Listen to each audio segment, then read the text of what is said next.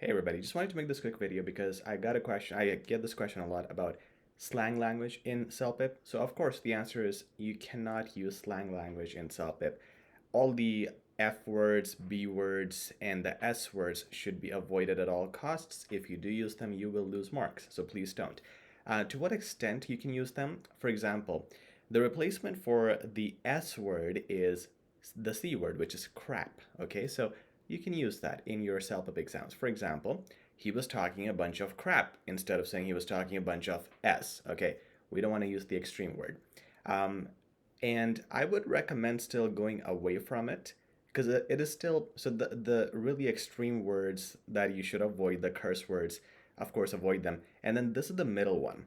So words like crap, and the other word would be freaking. Instead of the actual F word, you say freaking. I'm freaking tired, for example. That is also in the same category as a slang word like crap would be. I would still avoid them. You can use them, and you can even use them in real life, in society. It's not a big deal, but some people do get offended with those as well.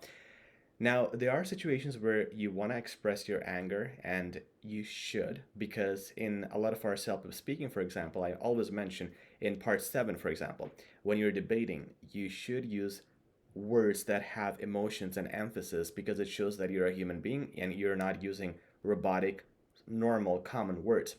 So now you can go extreme. You can use words like something, some idea is senseless. You can even say stupid. Some people say silly is better than stupid, but stupid is not a curse word. So you can use that.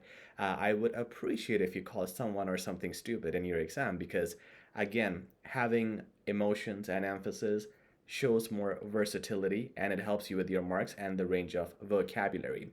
If you want to criticize something, you can say this is dumb or that person is dumb or this idea is dumb. You can use that word too. So in terms of slang, of course, avoid the curse words at all costs, but don't be afraid to use extreme words, as I would call them. And if you don't know a lot of extreme words, vocabulary on that, like dumb or chauvinistic or ostentatious, these are complex words that you should know. And again, you can check our vocab lessons. You can check a lot of resources on our website to learn those. But if you don't know those words, a really easy way to make anything extreme less offensive and not a curse word and not slang is by using the Lee formula. Adverbs, okay? So if you only know this is bad, okay? Now, bad is a very basic word, but that's all you know.